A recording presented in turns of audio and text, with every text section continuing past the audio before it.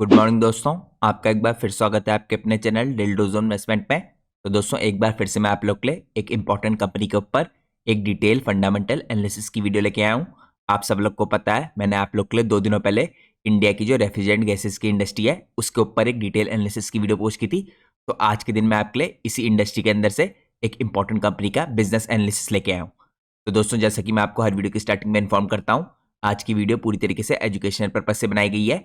हमारी वीडियो किसी प्रकार का कोई रिकमेंडेशन नहीं होती है, इसलिए हम अपनी वीडियो में स्टॉक के प्राइस के ऊपर या कंपनी के टेक्निकल चार्ट्स के ऊपर कोई भी डिस्कशन नहीं करते हैं। हमारा पूरा फोकस रहता है कंपनी के बिजनेस एनालिसिस में।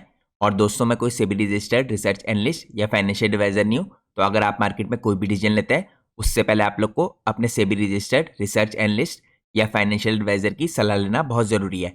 अगर आप लोग मार्केट में दोस्तों किसी के भी रैंडम रिकमेंडेशन में बेस करेंगे अपने डिसीजन को, तो आप लोग को मार्केट में हैवी लॉस उठाना पड़ सकता है। इसके साथ साथ अगर आप लोग चैनल पे पहली बार आए हैं तो प्लीज़ चैनल को सब्सक्राइब कीजिए और वीडियो को लाइक कीजिए।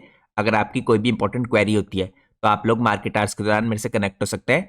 मेरे जनरल टेलीग्राम चैनल का लिंक आपको हर वीडियो के नीचे डिस्क्रिप्शन में देखने को मिल जाएगा। साथ में दोस्तों अगर आप लोग चैनल की मेंबरशिप लेना चाहते हैं तो आप यहाँ पे ज्वाइन बटन पर क्लिक कीजिए। जैसे ही आप लोग ज्वाइन बटन पर क्लिक करेंगे आपको अलग अलग टायर्स की मेंबरशिप देखने को मिलेंगी। यहाँ पे 4 इंपॉर्टेंट मेंबरशिप्स हैं।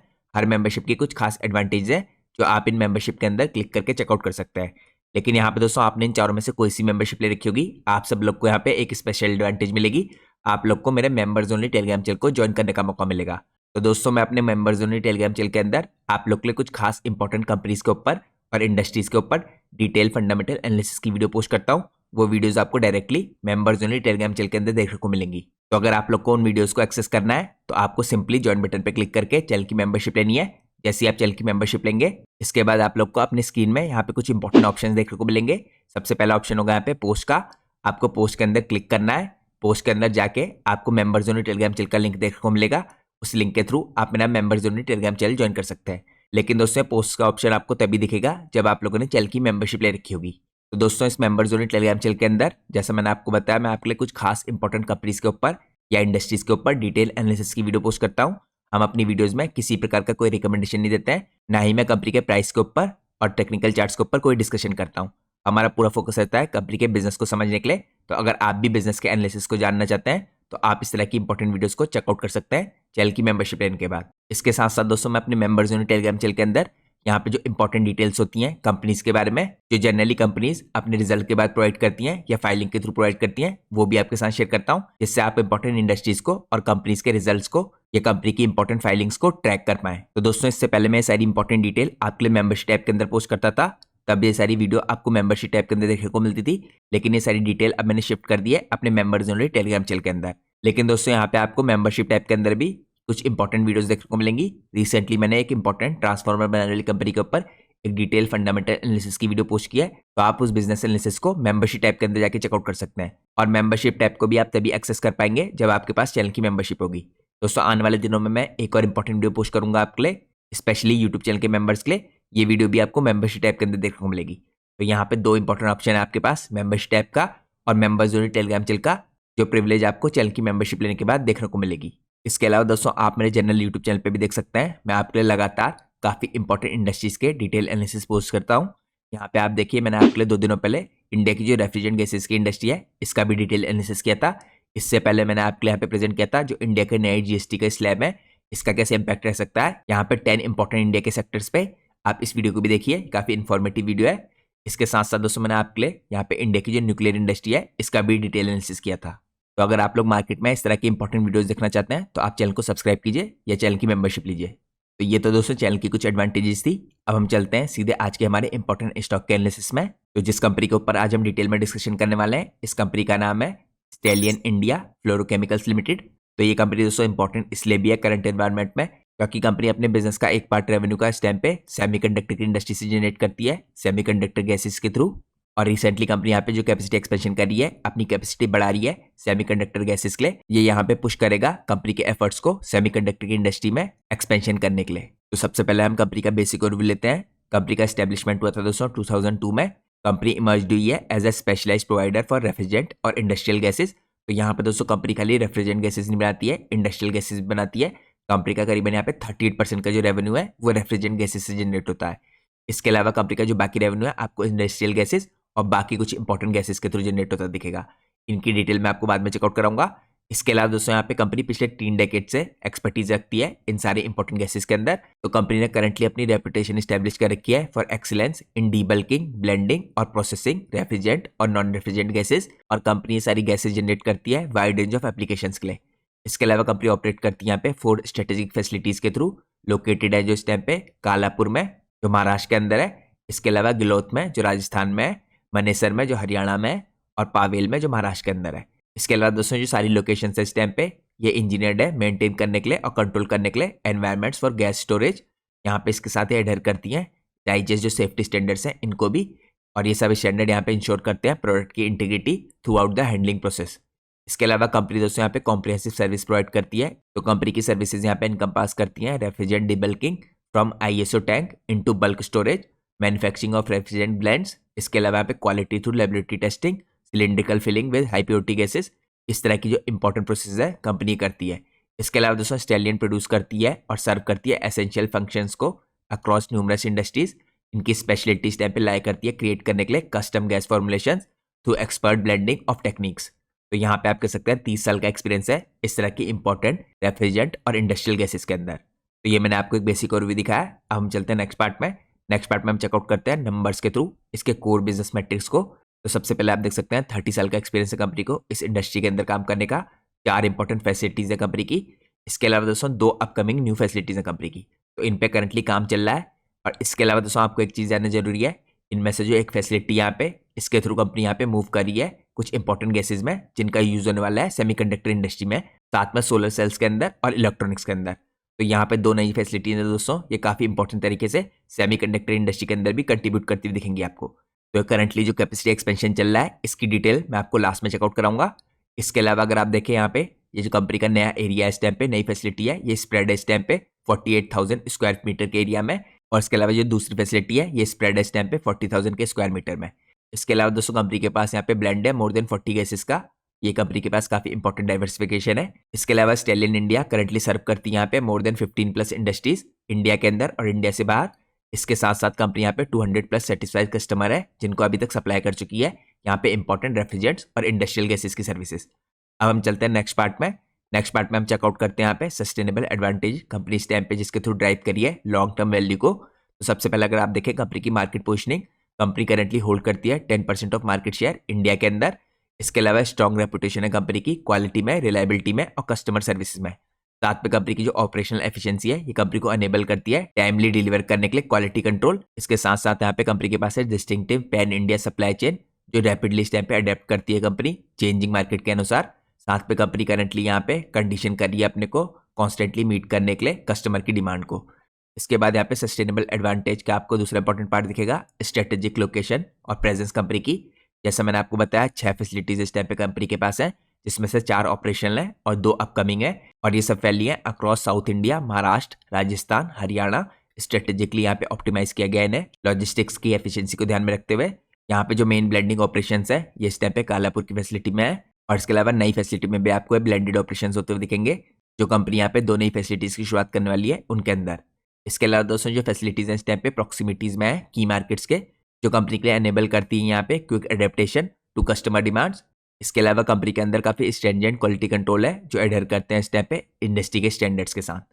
इसके बाद दोस्तों थर्ड इंपॉर्टेंट पार्ट आता है यहाँ पे डाइवर्सिफाइड कस्टमर बेस का। कंपनी की प्रेजेंस जैसा मैंने आपको दिखाया है यहाँ पे across multiple high growth sectors है।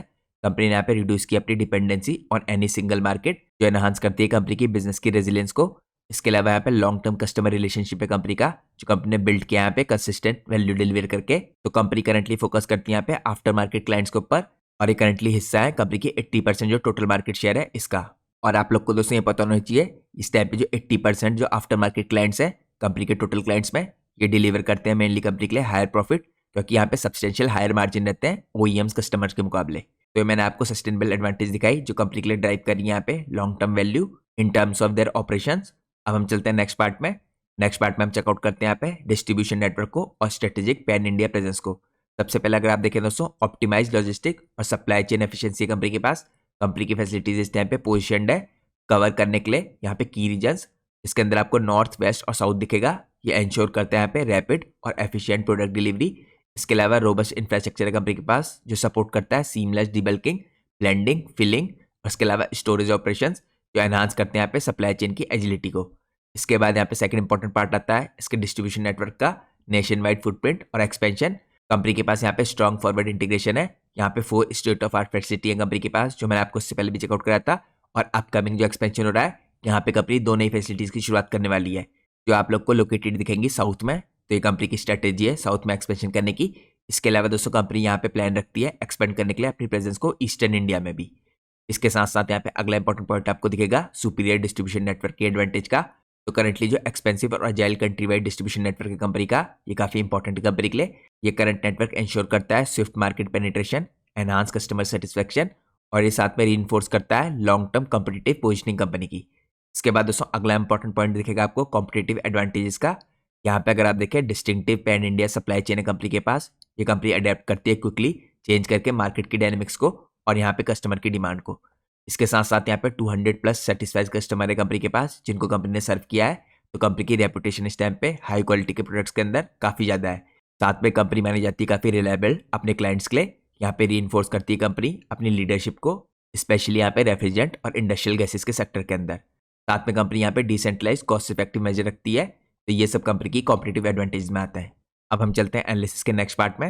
नेक्स्ट पार्ट में हम चेकआउट करते हैं यहाँ पे कुछ की माइलस्टोन्स। तो दोस्तों हम माइलस्टोन चेकआउट करेंगे यहाँ पे 2020 के बाद से। तो 2020 के बाद से देखिए कुछ इंपॉर्टेंट चीजें हुई हैं कंपनी में।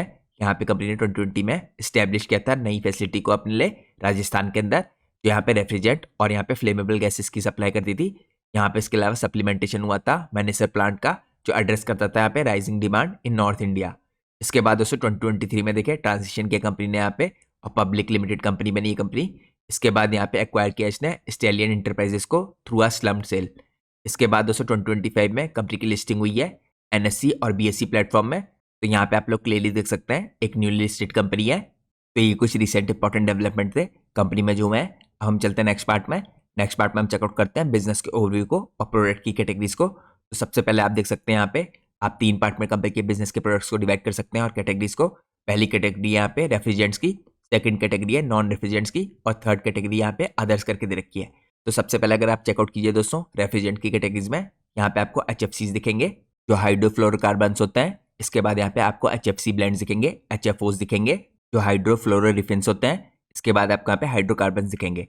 तो दोस्तों अगर आप लोग को रेफ्रिजरेंट की इंडस्ट्री के ऊपर डिटेल एनालिसिस देखना है तो मैंने आप लोग के लिए 2 दिनों पहले पूरी रेफ्रिजरेंट गैसेस के इंडस्ट्री के ऊपर एक डिटेल एनालिसिस प्रेजेंट किया है। तो आप उसको भी चेकआउट कर सकते हैं। इसके अलावा दोस्तों अगर आप देखें रेफ्रिजरेंट गैसेस इस टाइम पे एसेंशियल होती हैं to the operations of cooling और एयर कंडीशनिंग सिस्टम जिसके कारण ये करंटली काफी पॉपुलर बनती जा रही है और ये इस टाइम पे दोस्तों एक इंटीग्रल पार्ट है इस टाइम पे मॉडर्न लाइफ का। इसके अलावा अगर आप देखें यहाँ पे कॉमनली यूज होती हैं एयर कंडीशनर्स के अंदर, रेफ्रिजरेटर्स के अंदर, फ्रीजर्स के अंदर, हीट पंप्स के अंदर और ऑटोमोटिव कूलिंग के अंदर। यहाँ पे अगर आप देखें सेकंड पार्ट आता है कंपनी के बिजनेस का नॉन रेफ्रिजरेंट्स का। यहाँ पे नॉन रेफ्रिजरेंट की अगर स्पेशलिटी गैसेस देखें आप तो ये प्ले करती है काफी vital role across wide range of industries. यहाँ पे की एप्लीकेशंस अगर आपकी देखें इसके अंदर इंक्लूडेड है use of blowing agents, UF और पॉलिस्टीरीन। इसके अलावा यूज होते हैं दोस्तों फायर एक्सटिंग्विशन के अंदर। साथ में इनका यूज होता है insulating gases for electrical insulation, treatment gases, pharmaceutical propellants, aerosols और क्लीनिंग एजेंट्स के रूप में। इसके अलावा कई और इंपॉर्टेंट इंडस्ट्रीज और सेगमेंट पे इनका यूज होता है। तो यहाँ पे नॉन रेफ्रिजरेंट जो गैसेज हैं दोस्तों ये भी काफी इंपॉर्टेंट तरीके से कंपनी के रेवेन्यू में कंट्रीब्यूट करती हैं। इसके बाद यहाँ पे अदर कैटेगरी है दोस्तों ये ऑफर करती है यहाँ पे after market accessories, ancillary products और ये सब ऑफर करती है अपने डीलर नेटवर्क के थ्रू। कॉमनली यूज होते हैं दोस्तों रिप्लेसमेंट के अंदर, रिपेयर के अंदर, मेंटेनेंस प्रोसेस के अंदर और ये यूज होता है इस टाइम पे allied air conditioning and refrigeration fields के अंदर। ये अलाउ करते हैं कंपनी को strong presence after market segment के अंदर। और जैसा मैं आपको पहले इन्फॉर्म कर चुका हूँ 80% कंपनी का जो टोटल मार्केट शेयर है इस टाइम पे, ये जो 80% कंपनी के मेनली कस्टमर है ये आपको आफ्टर मार्केट सेगमेंट से दिखेंगे। इसके अलावा दोस्तों कंपनी लगातार यहाँ पे इन्वेस्ट कर रही है लिक्विड हीलियम के अंदर और सेमीकंडक्टर की इंडस्ट्री के अंदर। यहाँ पे इलेक्ट्रॉनिक रिलेटेड गैसेज हैं जो इस टाइम पे काफी इंपॉर्टेंट प्रोडक्ट लाइन के अंदर है इस कंपनी की। और जैसे मैंने आपको दिखाया जो नई फैसिलिटी कंपनी की खोल ली है वहाँ पे कंपनी का स्पेशल फोकस है सेमीकंडक्टर गैसेज के ऊपर। तो यहाँ पे अगर आप देखिए यहाँ पे अभी आपको काफी पार्ट में डिवाइड दिखेंगे कंपनी का बिजनेस। यहाँ पे हीलियम हो गया, सेमीकंडक्टर गैसेज हो गई, गैसेज फॉर इलेक्ट्रॉनिक्स और सोलर सेल हो गया और हाई प्योरिटी गैसेज हो गई। ये भी कंपनी बनाती है जो कंपनी के बिजनेस का एक पार्ट है। तो ये मैंने आपको चेकआउट कराया यहाँ पे बिजनेस के ओवरव्यू के अंदर प्रोडक्ट और इसकी कैटेगरी। अब हम चलते हैं अपने एनालिसिस के नेक्स्ट पार्ट में। यहाँ पे हम चेकआउट करेंगे दोस्तों कंपनी के रेवेन्यू का ब्रेकडाउन। जैसा मैंने आपको इनिशियली इन्फॉर्म किया था यहाँ पे रेफ्रिजरेंट गैसेस 38% कंपनी के रेवेन्यू में कंट्रीब्यूट करती है और इससे रिलेटेड प्रोडक्ट है, ये आपको 61.4% कंट्रीब्यूट करते हुए दिखेंगे कंपनी के रेवेन्यू में। यहाँ पे जो अदर इनकम है कंपनी की 0.6% है इसके टोटल रेवेन्यू की। इसके बाद दोस्तों अगर आप लोग यहाँ पे चेकआउट करें product under other categories gases और यहाँ पे रिलेटेड प्रोडक्ट्स, इसके अंदर आपको क्या क्या दिखेगा, तो यहाँ पे आपको सबसे पहले इंडस्ट्रियल गैसेस दिखेंगी जिसके अंदर आपको सल्फर हेक्साफ्लोराइड दिखेगा, जिसे आप SF6 कह सकते हैं। इसका यूज होता है यहाँ पे इंसुलेटिंग गैस के रूप में in high voltage electrical equipment such as circuit breakers, switch gear और ट्रांसफॉर्मर्स। ये कंट्रीब्यूट करते हैं 12% ऑफ कंपनी की रेवेन्यू, जो इंडिकेट करते हैं यहाँ पे सिग्निफिकेंस यहाँ पे इंडस्ट्रियल गैसेस सेगमेंट की। इसके बाद दोस्तों अगला पार्ट आता है यहाँ पे कंपनी का स्पेशलिटी गैसेस और सेमीकंडक्टर गैसेस का। ये गैसेस यूज होती हैं सेमीकंडक्टर मैन्युफैक्चरिंग के अंदर such as those for etching, disposition और क्लीनिंग प्रोसेसेस। दीज में include fluorochemicals like nitrogen trifluoride, जिसे आप NFT कह सकते हैं, और अदर हाई प्योरिटी गैसेस। इसके बाद आपको दिखेगा यहाँ पे फायर फाइटिंग गैसेस जो कंपनी यहाँ पे बनाती है। ये गैसेस यहाँ पे यूज होती है फायर सप्रेशन सिस्टम्स के अंदर सच एज SFCs और अदर फ्लोरोकेमिकल्स डिजाइन होते हैं जो फायर एक्सटिंग्विशमेंट के लिए। इसके बाद आपको यहाँ पे अगला पार्ट दिखेगा फार्मास्यूटिकल गैसेस का। ये गैसेस भी दोस्तों अदर कैटेगरी गैसेस के अंदर आती हैं। ये गैसेस इस टाइम पे यूज होती हैं फार्मास्यूटिकल मैन्युफैक्चरिंग के अंदर, potentially including fluorochemicals for specific processes और एज प्रोपेलेंट्स। इसके बाद आपको यहाँ पे एरोसोल प्रोपेलेंट्स दिखेंगे। फ्लोरोकेमिकल्स लाइक HFCs और हाइड्रोकार्बन्स यूज होते हैं एरोसोल प्रोडक्ट्स के अंदर। एग्जाम्पल के रूप में जो स्प्रेज होते हैं इनके अंदर इनका यूज होता है। इसके बाद आपको गैसेस दिखेंगे यहाँ पे बॉटल मैन्युफैक्चरिंग के अंदर इनका यूज होता है।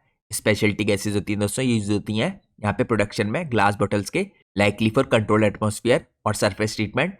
इसके बाद आपको यहाँ पे स्प्रे फॉर्म गैसेस दिखेंगी जो कंपनी बनाती है। ये गैसेस यहाँ पे यूज होती हैं ब्लोइंग एजेंट के रूप में in spray foams insulation such as SFCs और HFOs, और ये दोस्तों क्लासिफाइड नहीं की जाती है रेफ्रिजरेंट के रूप में, तभी इन्हें अदर कैटेगरी में रखा गया है। इसके बाद हम चलते हैं नेक्स्ट पार्ट में। नेक्स्ट पार्ट में यहाँ पे आपको दिखेंगे रिलेटेड प्रोडक्ट्स जो कंपनी बनाती है। इसके अंदर आपको प्रीफिल्ड कैंस और स्मॉल सिलेंडर्स दिखेंगे, कंटेनर्स दिखेंगे। ये कंटेनर्स यहाँ पे फिल्ड होते हैं इंडस्ट्रियल गैसेस से for distribution use across various application like fire fighting, semiconductors और एरोसोल्स। यहाँ पे अगर आप देखें इक्विपमेंट फॉर AC और रेफ्रिजरेशन इंडस्ट्री के लिए भी कंपनी यहाँ पे बनाती है प्रोडक्ट्स। इसके अंदर इंक्लूडेड है यहाँ पे मैनिफोल्ड्स, वैक्यूम पंप्स, रिकवरी यूनिट और अदर टूल्स यूज होते हैं जो यहाँ पे सर्विस करने के लिए एयर कंडीशनर्स को, इसके अलावा रेफ्रिजरेशन सिस्टम को, और ये सोल्ड किए जाते हैं along side gases. Other accessories है दोस्तों यहाँ पे होजेस, इसके अलावा यहाँ पे फिटिंग्स और कंज्यूमेबल्स जिनका यूज होता है यहाँ पे गैस हैंडलिंग और एप्लीकेशंस के अंदर। तो अगर हम लास्ट पार्ट में यहाँ पे समराइज करें इन सबको, तो यहाँ पे अगर आप देखें क्लियरली 38% कंपनी का जो रेवेन्यू जनरेट हो रहा है इस टाइम पे रेफ्रिजरेंट गैसेस की तरफ से हो रहा है। और यहाँ पे जो अदर एप्लीकेशंस है एग्जाम्पल के रूप में जो ऑटोमोटिव है यहाँ से 15% के आसपास का, इलेक्ट्रिकल इंसुलेशन से 12% के आसपास का, ये फॉल करते हैं सब इंडस्ट्रियल गैसेस की कैटेगरी में। इसके अलावा दोस्तों जो अदर इंडस्ट्रियल गैसेज है रिलेटेड प्रोडक्ट्स हैं, यहाँ पे सेगमेंट ही काफी ब्रॉड है। तो यहाँ पे कंपनी ने कोई भी स्पेसिफिक आंकड़े प्रोवाइड नहीं कर रखे हैं, ये सब कवर करते हैं यहाँ पे मल्टीपल इंडस्ट्रीज एग्जाम्पल के रूप में electrical insulation, semiconductor, fire fighting, pharmaceutical, aerosols और ग्लास मैन्युफैक्चरिंग। इसके अलावा यहाँ पे स्प्रे फॉर्म्स भी इसके अंदर आता है। तो ये मैंने आप लोग को यहाँ पे रेवेन्यू ब्रेकअप दिखाया है किस हिसाब से कंपनी रेवेन्यू जनरेट करी है डिफरेंट डिफरेंट कैटेगरी से। अब हम चलते हैं नेक्स्ट पार्ट में। नेक्स्ट पार्ट में हम चेकआउट करते हैं यहाँ पे किन किन इंपॉर्टेंट मेजर सेक्टर्स को कंपनी या इंडस्ट्रीज को सर्व करी है। तो यहाँ पे आपको टेक्सटाइल इंडस्ट्री दिखेगी जिसको कंपनी सर्व करी है, आपको सॉल्वेंट की इंडस्ट्री दिखेगी, ऑटोमोबाइल की इंडस्ट्री यहाँ पे, एयर कंडीशनिंग और रेफ्रिजरेटर इंडस्ट्री है, फायर फाइटिंग हो गई यहाँ पे, फार्मा मेडिकल हो गई, इसके अलावा स्प्रे फॉर्म्स हो गई, electricity, transmission distribution, semiconductor, glass bottle, aerosols, defence और ग्लास इंसुलेटेड यहाँ पे सबस्टेशंस। तो आप लोग क्लियरली देख सकते हैं यहाँ पे काफी वाइड रेंज ऑफ एप्लीकेशन है कंपनी की डिफरेंट डिफरेंट इंडस्ट्रीज में। अब हम चलते हैं नेक्स्ट पार्ट में। नेक्स्ट पार्ट में हम चेकआउट करते हैं ऑपरेशनल स्ट्रेटेजीज कंपनी की यहाँ पे मार्केट एक्सपेंशन कंपनी के हिसाब से करी है। तो सबसे पहले दोस्तों अगर आप देखिए यहाँ पे जो नई सेमीकंडक्टर और स्पेशलिटी गैस की डीबल्किंग की और ब्लेंडिंग की फैसिलिटी है, ये प्लांट कैपेसिटी है इस टाइम पे 1200 मेट्रिक टन पर एनम की। ये मीट कर रही है यहाँ पे मार्केट की डिमांड को और इसके अंदर कंपनी ऑफर करेगी डाइवर्सिफाइड ऑफरिंग्स। यहाँ पे कंपनी प्लान करी है सेटअप करने के लिए कालापुर महाराष्ट्र के अंदर। इसके अलावा यहाँ पे जो सेकंड इंपॉर्टेंट फैसिलिटी है न्यू रेफ्रिजरेंट्स की डीबल्किंग की और साथ में एक ब्लेंडिंग फैसिलिटी भी है। यहाँ पे कंपनी प्लान करी है 7200 मेट्रिक टन पर एनम के हिसाब से। यहाँ पे कंपनी एक्सपेंड करी है साउथ इंडिया के अंदर with new plant in Andhra Pradesh. इसके अलावा दोस्तों यहाँ पे प्लांट हैंडल करने वाला है रेफ्रिजरेंट डीबल्किंग को, यहाँ पे ब्लेंडिंग को, स्टोरेज ऑफ HFC, HFO और इनके ब्लेंड्स। इसके अंदर कंपनी के पास यहाँ पे हाइड्रोकार्बन हैंडलिंग की फैसिलिटी भी होगी। यहाँ पे कंपनी ऑल्सो ऑफर करेगा helium plus semiconductor gases facility similar to Kalapur. तो यहाँ पे आप देख सकते हैं दोस्तों दोनों फैसिलिटी के अंदर कंपनी काफी बड़े तरीके से यहाँ पे सेमीकंडक्टर की इंडस्ट्री के अंदर फोकस करी है और यहाँ पे एक्सपेंड करना चाहिए सेमीकंडक्टर गैसेस या सेमीकंडक्टर इंडस्ट्रीज की तरफ को। अब हम चलते हैं नेक्स्ट पार्ट में। नेक्स्ट पार्ट में हम चेकआउट करते हैं यहाँ पे किस हिसाब से इस इंडस्ट्री में जो ग्लोबल फ्लोरोकेमिकल की मार्केट है ये ग्रो कर रही है। तो इंडस्ट्री के ओवरव्यू में अगर आप देखें दोस्तों, यहाँ पे यूएस बिलियन डॉलर में दे रखा है। इस एनालिसिस में यहाँ पे क्लियरली मेंशन कर रखा है जो करंटली यहाँ पे ग्लोबल फ्लोरोकेमिकल मार्केट है 2025 से 2035 तक कैसे ग्रो करेगी। तो ग्लोबल फ्लोरोकेमिकल मार्केट का साइज है दोस्तों इस टाइम पे, ये वैल्यू करता है इस टाइम पे यूएस बिलियन डॉलर में 76.7 बिलियन डॉलर 2025 में, और ये प्रोजेक्टेड है इस टाइम पे ग्रो करके हो जाएगा यूएसडी 204 बिलियन बाय 2035। इसकी अगर आप यहाँ पे ग्रोथ देखें, कंपाउंड एनुअल ग्रोथ रेट या CAGR, तो ये आपको 10.3% का दिखेगा। तो ये फोरकास्ट पीरियड है दोस्तों इस टाइम पे 2025 से 2035 का, यानी 10 साल का। यहाँ पे ग्लोबल फ्लोरोकेमिकल मार्केट है जो इस टाइम पे एक्सपीरियंस कर रही है growth due to its rising demand in refrigeration, electronics, pharmaceutical और ऑटोमोटिव एप्लीकेशन। इसके अलावा दोस्तों यहाँ पे रैपिड एक्सपेंशन हो रहा है फ्लोरोकेमिकल्स के अंदर, प्राइमरी यहाँ पे एट्रीब्यूट करता है जो इंक्रीजिंग डिमांड के अंदर, साथ में यहाँ पे एफिशिएंट कूलिंग सिस्टम्स के अंदर, और यहाँ पे स्ट्रिक्टर एनवायरमेंटल पॉलिसीज ये भी एनकरेज कर रही हैं इस तरह के फ्लोरोकेमिकल्स के यूज को।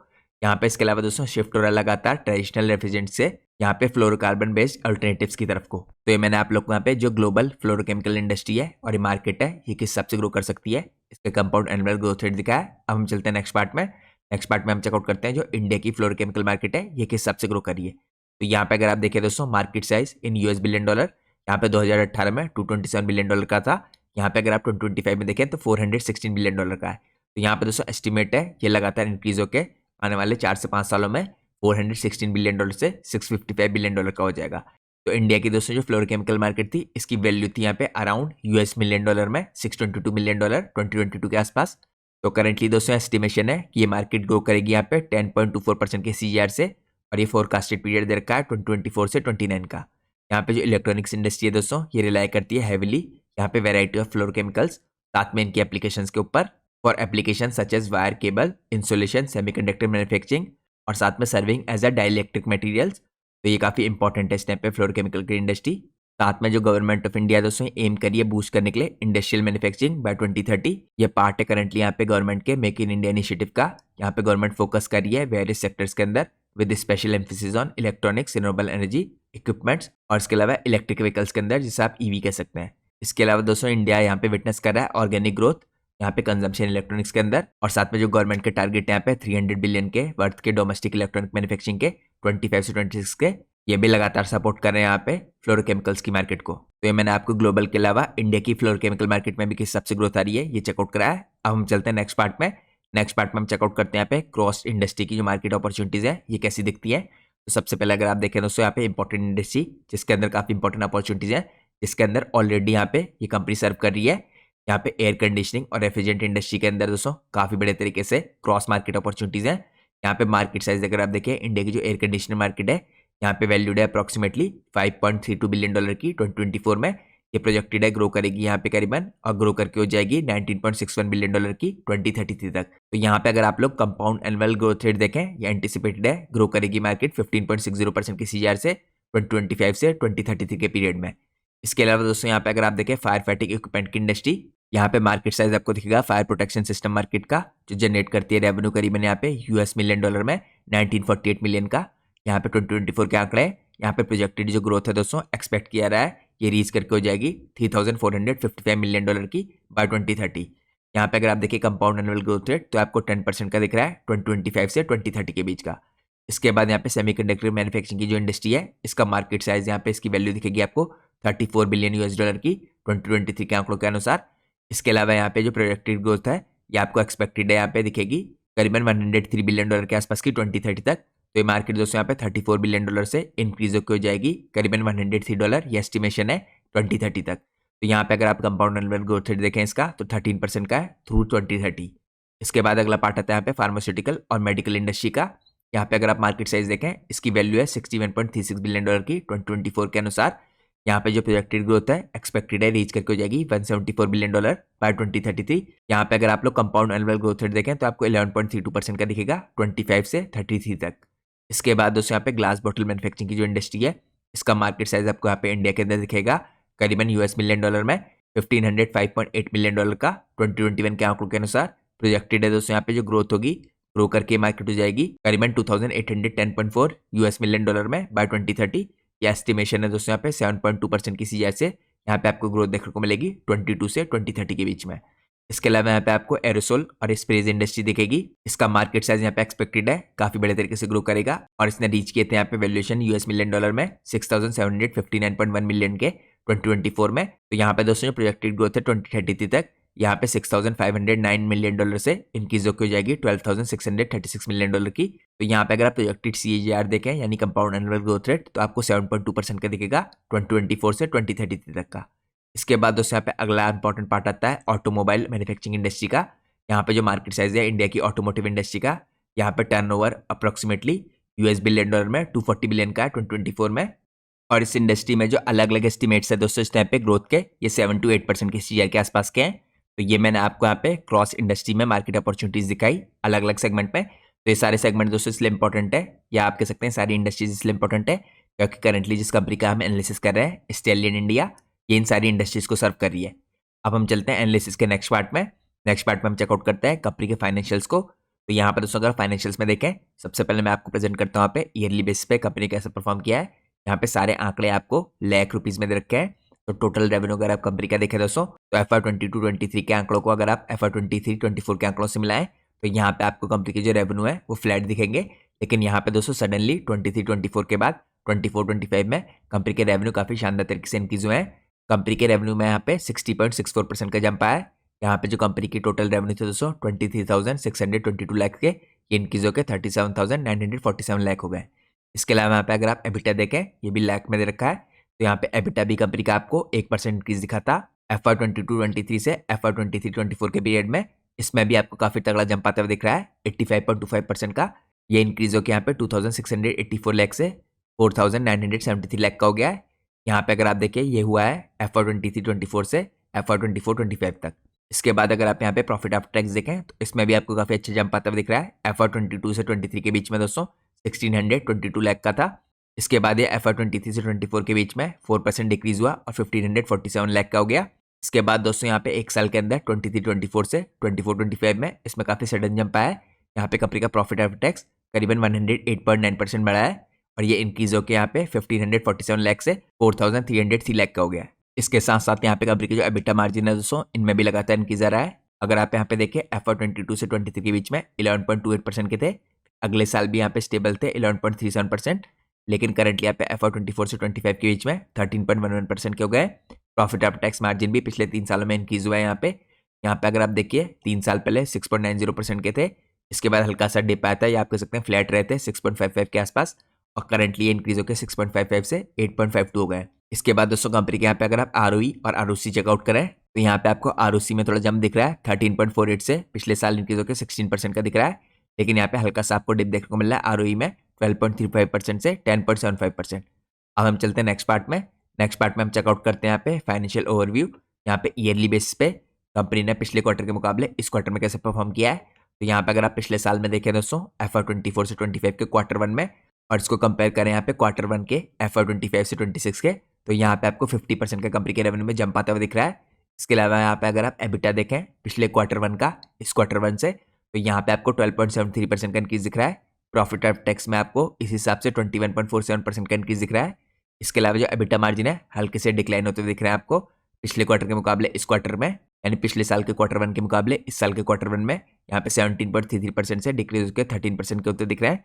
प्रॉफिट आफ्टर टैक्स के मार्जिन में भी हल्का सा डिप आता हुआ दिख रहा है 11.44% से 9.37%। तो यहाँ पे दोस्तों वैसे भी आप लोग को इस तरह की चीज़ें चेकआउट करनी है लगातार, क्योंकि जो केमिकल कंपनीज होती हैं इनके मार्जिन थोड़े फ्लक्चुएट करते हैं और यहाँ पे हर क्वार्टर सेम नहीं होता है। तो आप लोग को लगातार यहाँ पे कंपनी के प्रोडक्ट मिक्स को चेकआउट करना पड़ेगा, क्योंकि हिसाब से यहाँ पे कंपनी के प्रोडक्ट मिक्स का ब्लेंड है वो डिटरमाइन करेगा कंपनी के यहाँ पे मार्जिन कैसे रहते हैं हर क्वार्टर में। अब हम चलते हैं नेक्स्ट पार्ट में। नेक्स्ट पार्ट में हम चेकआउट करते हैं यहाँ पे प्रॉफिट लॉस स्टेटमेंट। तो यहाँ पे अगर आप देखें दोस्तों ईयर ऑन ईयर बेसिस पे जो चेंज आया है हम इनको यहाँ पे ब्रॉडली देखते हैं। तो टोटल रेवेन्यू कंपनी का यहाँ पे 50.3% बढ़ा है ईयरली बेसिस पे, YOY चेंज कर सकते हैं यहाँ पे से। इसके अलावा कंपनी के एबिटा में 12.73% का इंक्रीज आया है। यहाँ पे कंपनी के प्रॉफिट बिफोर टैक्स में 22.5% का इंक्रीज आया है। प्रॉफिट आफ्टर टैक्स में 23.14% का इंक्रीज आया है। तो ये मैंने आपको एक बेसिक ओवरव्यू दिया इस टाइम पे कंपनी के प्रॉफिट लॉस स्टेटमेंट का। अब हम चलते हैं नेक्स्ट पार्ट में। नेक्स्ट पार्ट में हम चेकआउट करते हैं दोस्तों ओवर द ईयर्स कंपनी के मार्जिन कैसे रहे हैं। तो जैसे मैंने आपको बताया जनरली जो केमिकल कंपनी होती है दोस्तों इनके मार्जिन थोड़ा फ्लक्चुएट करते हैं। अगर आप यहाँ पे देखें 21 से 22 के बीच में, तो यहाँ पे आपको देखिए लगातार 12% से कंपनी के मार्जिन इंक्रीज होते हुए दिख रहे हैं, 12 से 18% के हुए। लेकिन उसके बाद यहाँ पे 22 से 23 के बीच में आपको डिप आता हुआ दिखा। 18% से कंपनी के मार्जिन 8% के हो गए, लेकिन दोबारा से दोस्तों कंपनी के मार्जिन यहाँ पे स्टेबलाइज कर रहे हैं और आप कह सकते हैं यहाँ पे 10% के ऊपर जाके स्टेबलाइज हो रहे हैं। यहाँ पे मार्च 24 में दोस्तों कंपनी के मार्जिन 10% के हुए थे, मार्च 25 में यहाँ पे 13% के हुए थे और ट्रेलिंग 12 के बेसिस पे भी आपको 12% के दिख रहे हैं। तो यहाँ पे आप कह सकते हैं 2 साल से ऊपर का पीरियड हो गया है जब कंपनी के मार्जिन यहाँ पे 10 to 12% के आसपास जाके स्टेबलाइज कर रहे हैं। लेकिन यहाँ पे दोस्तों जैसा मैंने आपको पहले भी कई बार बताया है, जनरली भी जो आपको यह केमिकल कंपनियां हैं इनके मार्जिन कभी भी बहुत स्टेबल नहीं दिखेंगे, इनमें लगातार फ्लक्चुएशन आता हुआ दिखेगा। लेकिन एक चीज़ आपको क्लियरली देखने को मिल रही है, कंपनी की जो सेल्स है यानी कंपनी का जो बिजनेस है, धंधा है, ये लगातार इंक्रीज हो रहा है। यहाँ पे कंपनी की सेल्स 21 में 118 करोड़ की थी, फिर 186 करोड़ की हुई, 226 करोड़ की, 233 करोड़ की, इसके बाद 377 करोड़ की और ट्रेलिंग 12 मंथ के बेस पे 415 करोड़ की। तो यहाँ पर दोस्तों कंपनी खाली अपने मार्जिन को अगर स्टेबलाइज कर पाए 10 to 12% के आसपास, तो लगातार कंपनी की सेल्स बढ़ी है, तो ये कंपनी के लिए पॉजिटिव है। अब हम चलते हैं नेक्स्ट पार्ट में। नेक्स्ट पार्ट में हम चेकआउट करते हैं यहाँ पे कंपनी की जो मार्केट कैप है और साथ में कंपनी के वैल्यूएशंस को। तो करंटली कंपनी की मार्केट कैप आपको दिखेगी 1514 करोड़ की, एक स्मॉल कैप कंपनी है। यहाँ पे स्टॉक का पी यानी प्राइस टू अर्निंग रेशियो 44.2 का दिखेगा, इंडस्ट्री का पी यहाँ पे 70.5 का दिखेगा। तो इंडस्ट्री का जो एवरेज पी है उससे कम आपको इसका पी रेशियो दिख रहा है। इसके अलावा रिटर्न ऑन कैपिटल एम्प्लॉयड 19.7 का है, रिटर्न ऑन इक्विटी 15.2 का है, पिछले 3 साल की सेल्स ग्रोथ 26.6% की है, पिछले 3 साल की प्रॉफिट ग्रोथ 15.3% की है। यहाँ पे अगर आप देखें डेट टू इक्विटी रेशियो 0.01 का है, यानी डेट से रिलेटेड कोई प्रॉब्लम नहीं है कंपनी में। अब हम चलते हैं नेक्स्ट पार्ट में। नेक्स्ट पार्ट में हम चेकआउट करते हैं यहाँ पे कंपनी की बैलेंस शीट को। सबसे पहले अगर आप कंपनी के रिजर्व देखें तो लगातार इंक्रीज हो रहे हैं 16 करोड़ से 64 करोड़ के, और करंटली यहाँ पे मार्च 25 में एक्स्ट्राऑर्डिनरी तरीके से बढ़ा है, ये इंक्रीज हो गया 222 करोड़ के। बोरिंग दोस्तों कंपनी में कुछ भी नहीं, यहाँ पे 2 करोड़ की है, तो यहाँ पे बैलेंस शीट आपको हेल्दी दिखेगी। इसके अलावा कंपनी के फिक्स एसेट लगातार बढ़ रहे हैं पिछले 2-3 सालों में 13 करोड़ से 14 करोड़ के और करंटली 17 करोड़ के। अब हम चलते हैं नेक्स्ट पार्ट में। नेक्स्ट पार्ट में हम चेकआउट करते हैं यहाँ पे कैश फ्लोज को। तो कैश फ्रॉम ऑपरेटिंग एक्टिविटी आपको यहाँ पे नेगेटिव दिखेगा, ये नेगेटिव बात है इस टाइम पे। यहाँ पे आपको मार्च 24 में cash from operating activity negative 73 crore का दिख रहा है, उसके बाद यहाँ पे 25 में नेगेटिव 13 करोड़ का। तो यहाँ पे लगातार कंपनी के जो रिसीवेबल्स हैं दोस्तों ये आपको बढ़ते हुए दिख रहे हैं -31 करोड़ से -38 करोड़। तो आपको इनको रेगुलरली ट्रैक करना है, क्योंकि लगातार यहाँ पे दोस्तों कैश फ्रॉम ऑपरेटिंग एक्टिविटी अगर नेगेटिव रहेगा तो कंपनी के ऑपरेशन के लिए अच्छा नहीं है। इसके अलावा अगर आप नेट कैश फ्लोज देखें तो पिछले 2 साल में आपको लगातार यहाँ पे पॉजिटिव दिख रहा है, जो काफी अच्छी बात है। मार्च 24 में आपको 15 करोड़ के दिख रहे हैं और उसके बाद मार्च 25 में 43 करोड़ के। तो हो सकता है दोस्तों एक्सपेंशन के बाद आपको प्रॉब्लम यहाँ पे रिजॉल्व होती हुई दिखे। अब हम चलते हैं एनालिसिस के नेक्स्ट पार्ट में। नेक्स्ट पार्ट में हम चेकआउट करते हैं यहाँ पे कंपनी के कुछ इंपॉर्टेंट रेशियोज को। तो यहाँ पे अगर आप देखें दोस्तों इन्वेंट्री डेज कम हुआ है मार्च 2024 के मुकाबले। यहाँ पे जो इन्वेंट्री डेज थे मार्च 24 में ये आपको 178 डेज के दिखेंगे, ये यहाँ पे डिक्रीज होकर मार्च 25 में 120 डेज के हुए हैं। इसके अलावा कैश कन्वर्जन साइकिल भी इंप्रूव हुआ है 282 डेज से 203 डेज का। इसके बाद यहाँ पे जो वर्किंग कैपिटल डेज है 147 डेज से 193 डेज के हुए हैं। तो यहाँ पे वर्किंग कैपिटल साइकिल का इंक्रीज होना नेगेटिव है, लेकिन कंपनी का यहाँ पे जो रिटर्न कैपिटल एम्प्लॉयड है ये 18% से इंक्रीज होकर 20% का हुआ है। तो ये मैंने आपको कुछ यहाँ पे इंपॉर्टेंट रेशियो चेकआउट करा है। अब हम चलते हैं नेक्स्ट पार्ट में। नेक्स्ट पार्ट में हम चेकआउट करते हैं यहाँ पे कंपनी के शेयर होल्डिंग पैटर्न को। तो करंटली दोस्तों यहाँ पे कंपनी की नई लिस्टिंग हुई है, तो यहाँ पे हमें आने वाले क्वार्टर्स में मॉनिटर करना पड़ेगा कि किस हिसाब से यहाँ पे शेयर होल्डिंग पैटर्न चेंज होता है। करंटली यहाँ पे अगर आप देखिए प्रमोटर की होल्डिंग स्ट्रॉन्ग है 67.90% की, FIIs की जो होल्डिंग थी 3.32% की, यहाँ पे डिक्रीज होकर 0.47% की हुई है। लेकिन यहाँ पे जो DIs की होल्डिंग थी 4.70% की, इसमें आपको इंक्रीज होता दिख रहा है। DIs की होल्डिंग यहाँ पे 4.70% से यहाँ पे जून 2025 में इंक्रीज होकर 4.75% की हुई है। इसके अलावा दोस्तों यहाँ पे एक कॉर्पोरेट एडवाइजरी है, वो करीबन यहाँ पे 1.94% का स्टेक बाय करती हुई दिख रही है कंपनी में, जो आपको पब्लिक होल्डिंग के अंदर देखने को मिल जाएगा। तो ये मैंने आपको currently share holding pattern check out करा है। अब हम चलते हैं नेक्स्ट पार्ट में। नेक्स्ट पार्ट में हम चेकआउट करते हैं यहाँ पे वे फॉरवर्ड क्या होगा कंपनी के लिए यहाँ पे। तो यहाँ पे कंपनी ने अपनी इन्वेस्टर प्रेजेंटेशन में जो इंपॉर्टेंट इनिशिएटिव है जो पावर करेंगे यहाँ पे नेक्स्ट ग्रोथ के चैप्टर को कंपनी के, इनको प्रोवाइड कर रखा है। तो सबसे पहले कंपनी यहाँ पे आपको फोकस करती हुई दिखेगी एक्सपेंड करने के लिए अपने इंडस्ट्रियल फुटप्रिंट को। कंपनी ने यहाँ पे स्टेब्लिश किया है पहले से ही स्टेट ऑफ आर्ट HFO और HFC ब्लेंडिंग, और यहाँ पे HFO डीबल्किंग फैसिलिटी आंध्र प्रदेश के अंदर। यहाँ पे कंपनी डेवलप करी है स्पेशलिटी और सेमीकंडक्टर गैस की कैपेबिलिटीज को। साथ में कंपनी एड्रेस करी है इंडिया के अंदर जो इमर्जिंग टेक्नोलॉजी की नीड्स है, बिल्ड करी है कंपनी इसके लिए कैपेसिटी यहाँ पे, जो मैंने आपको इससे पहले चेकआउट कराई। इसके बाद कंपनी का अगला इनिशिएटिव है यहाँ पे इनोवेटिव प्रोडक्ट पोर्टफोलियो का। यहाँ पे कंपनी स्पेशलाइज करती है लिक्विड हीलियम सप्लाई के अंदर for advance application including semiconductor, solar cell और फाइबर ऑप्टिक केबल। इसके अलावा कंपनी यहाँ पे डाइवर्सिफाई करी है इनटू एनवायरमेंटली रिस्पॉन्सिबल HFOs, जिसे आप हाइड्रोफ्लोरोलिफिन कह सकते हैं। ये नेक्स्ट जनरेशन के रेफ्रिजरेंट्स हैं with minimum environmental impact. Expand करी कंपनी यहाँ पे स्पेशलिटी गैस की ऑफरिंग को भी सर्व करी है हाई ग्रोथ टेक्नोलॉजी सेक्टर को। इसके बाद अगर आप लोग फाइनेंशियल आउटलुक देखें तो यहाँ पे एक्सपेक्ट कर रही है कंपनी 30 to 35% की CAGR फॉर नेक्स्ट 3 ईयर्स। तो ये कंपनी के द्वारा गाइडेंस दी गई है इसकी इन्वेस्टर प्रेजेंटेशन में। इसके अलावा कंपनी यहाँ पे गाइड करी है मेंटेन करने के लिए sustainable margin across the period. यहाँ पे कंपनी इंप्लीमेंट करने वाली है strategic initiative to see backward integration और higher value products like semiconductor gases enhance करने के लिए प्रॉफिटेबिलिटी बाय 3-4%। इसके अलावा यहाँ पे कॉम्पिटिटिव एडवांटेज कंपनी के पास क्या क्या है इसने अपने इनिशिएटिव में देखा है। यहाँ पे कंपनी लेवरेजिंग करी है एस्टेब्लिश मार्केट की और अपनी रेपुटेशन की कस्टमर के ट्रस्ट के द्वारा। यहाँ पे कंपनी मेंटेन करी है strong forward and presence in distribution और लॉजिस्टिक्स। इसके अलावा स्ट्रेटेजिक डोमेस्टिक एक्सपेंशन करी कंपनी टारगेट करी है areas such as high industry concentration. यहाँ पे एफिशिएंट इन्वेंट्री प्लानिंग करी कंपनी मैनेजमेंट कर रहा है यहाँ पे hedge against high volatile market conditions. इसके अलावा यहाँ पे कल्टीवेट करने हैं long term partnership across rapidly growing industrial sectors. यहाँ पे इन्वेस्ट कर रही है कंपनी कंटिन्यूसली इन इनोवेशन और advance technologies to maintain market leadership. इसके बाद कंपनी यहाँ पे मार्केट एडेप्टेशन की स्ट्रेटेजीज अपना रही है। कंपनी एड्रेस कर रही है यहाँ पे डाइवर्स रीजनल नीड्स को थ्रू ऑप्टिमाइजेशन। इसके अलावा कंपनी यहाँ पे नए प्रोडक्ट ऑफर करी है मैनेज करी सप्लाई चेन की चैलेंजेस को through strategic raw material procurement. इसके अलावा कंपनी यहाँ पे एक्सपेंड करी है into specialised market segment with improve margin potential. Focus करिए CRM अप्रोच में यहाँ पे अंडरस्टैंड करने के लिए सेटिस्फाई करने के लिए और साथ में रिटेन करने के लिए कस्टमर्स को। कंपनी बिल्ड करी यहाँ पे ट्रस्ट अपने पार्टनर्स के साथ जिससे यहाँ पे कस्टमर की जो लाइफ टाइम वैल्यू है ये इंक्रीज हो पाए। साथ में कंपनी प्रोवाइड करिए reliable cost effective solutions beyond base products. तो ये मैंने आपको यहाँ पे इनिशिएटिव दिखाया कंपनी के जो कंपनी की नेक्स्ट ग्रोथ के चैप्टर को पावर करेंगे जो कंपनी ने यहाँ पे अपनी इन्वेस्टर प्रेजेंटेशन में प्रेजेंट कर रखे हैं। अब हम चलते हैं दोस्तों एनालिसिस के नेक्स्ट पार्ट में। यहाँ पे हम चेकआउट करेंगे जो रिसेंटली कंपनी की कॉन कॉल हुई है इसके अंदर कंपनी ने यहाँ पे क्या क्या इंपॉर्टेंट डिटेल प्रोवाइड कर रखी है। तो सबसे पहले अगर हम देखें यहाँ पे स्ट्रेटेजिक जो केपेक्स और एक्सपेंशन है इसके अंदर यहाँ पे भिलवाड़ा राजस्थान के अंदर जो R32 प्लांट है यहाँ पे कंपनी ने MOU साइन किया है विद गवर्नमेंट ऑफ राजस्थान। यहाँ पे state of art R32 refrigerant gas के प्लांट के लिए। इसके अलावा यहाँ पे इन्वेस्टमेंट करने वाली कंपनी केपेक्स में यहाँ पे प्लांट में मशीनरी में और ये 120 करोड़ का यहाँ पे केपेक्स होगा। लेकिन जो टोटल यहाँ पे प्रोजेक्ट की कॉस्ट है ये 200 करोड़ के आसपास की होगी। इसके अंदर दोस्तों इंक्लूडेड होगा यहाँ पे land building working capital etcetera. यहाँ पे जो कैपेसिटी होगी आपको करीबन 10,000 मैट्रिक टन की दिखेगी। यहाँ पे फेज रूप में इस फैसिलिटी को बनाया जाएगा। इनिशियली यहाँ पे 5,000 मैट्रिक टन की दिखेगी आपको। इसके बाद अनदर 5,000 मैट्रिक टन ऐड करती हुई दिखेगी कंपनी। तो यहाँ पे कंपनी का रैशनल है कि जो फेज अप्रोच है इस टाइम पे इंडस्ट्री का नॉर्म है। यहाँ पे इनिशियली कंपनी स्टार्ट करेगी 5,000 मैट्रिक टन की फैसिलिटी को फॉर लर्निंग एंड स्केलेबिलिटी। इसके बाद अगर आप प्रोडक्ट पोर्टफोलियो देखें तो इसके अंदर कंपनी यहाँ पे मैन्युफैक्चर करने वाली है एडवांस ब्लेंड्स को। इसके अंदर आपको डिफरेंट तरह के ब्लेंड्स दिखेंगे यहाँ पे 410A 404A 454B 313A और इसके अलावा काफ़ी इंपॉर्टेंट अदर 8 रेफ्रिजरेंट्स। इसके अलावा कंपनी दोस्तों यहाँ पे बैकवर्ड इंटीग्रेशन करने वाली है।